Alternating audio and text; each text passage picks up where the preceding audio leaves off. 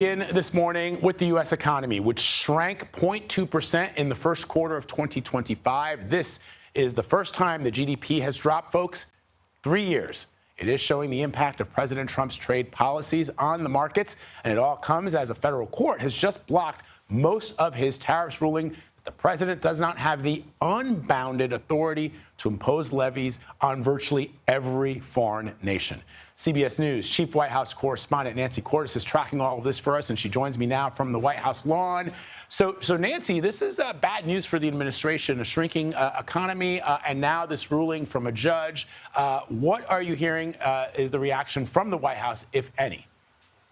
So the White House is arguing that this federal judge doesn't have the authority to roll back their tariffs, and they are acting as if this is business as usual and they're going to go forward as planned, even though, as you pointed out, Vlad, this federal court decided that the Trump administration does not have the authority to just increase tariffs in a blanket way across the board as it has done. The president has emergency tariff powers. So if there were to be a particular sector like steel or aluminum, he could increase tariffs in those areas. But the president last month issued 10% tariffs to most countries around the world. And what the federal court said is that that exceeds his authority, that Congress would have to approve something like that.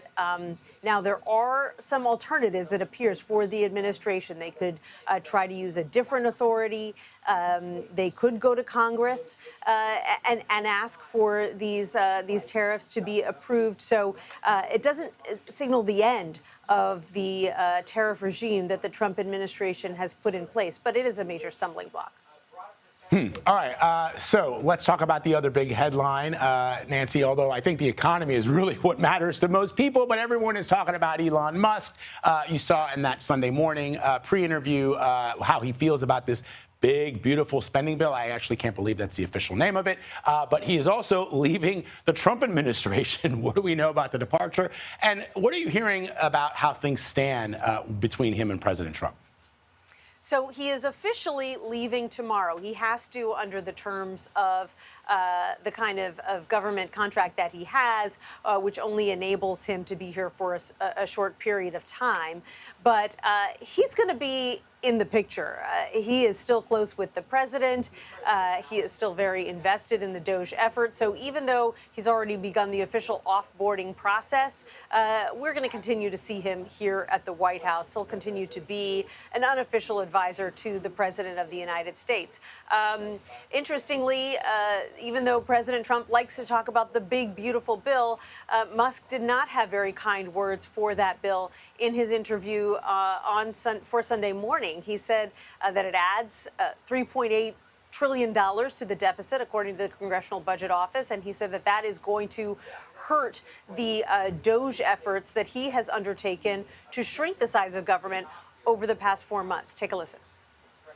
And so it's kind of this pernicious tax and tends to affect the people that least deserve it. It tends to affect people who save money or people who are living paycheck to paycheck, where the government increasing the money supply, driving up the cost of goods and services, ends up lowering the standard of living for the average American and diminishing the value of savings. That's why government overspending is bad.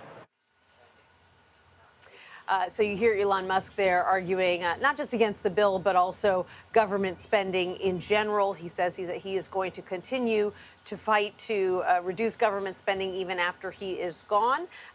Just to tick through some of the numbers, Vlad, 200,000 federal workers laid off over his term as the sort of the driving force behind DOGE. 75,000 more workers have taken a buyout. Wow. And the question, of course, Nancy, is to what end? I know that Elon Musk and the president said it was to help reduce corruption and waste, but so far we've not seen those efforts come to light. So we'll see what happens going forward. Nancy Cordes for us at the White House this morning. As always, my friend, thank you very much. Good to see you. Back to the economy now. I want to bring in Javier David for more of this. He's the business editor for the Dallas Morning News and a CBS News contributor. So, Javier, what do you make of this ruling on the tariffs and the president's ability to levy tariffs on virtually every country, and how will that impact the markets?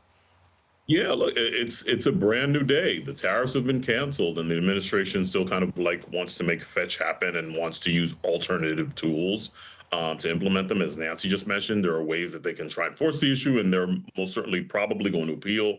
But for now, the markets are signaling they like this, and if the president is wise, he'll take this out. Like, markets never like these tariffs; they never will. There's actually a new meme floating around, if you've seen it, the taco trade, which indicates that Trump always chickens out.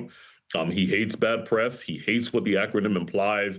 Maybe it'll force him to rethink his sort of stance on this, because, again, investors have been very worried about this. There are all sorts of warnings from companies about how tariffs are going to affect the outlook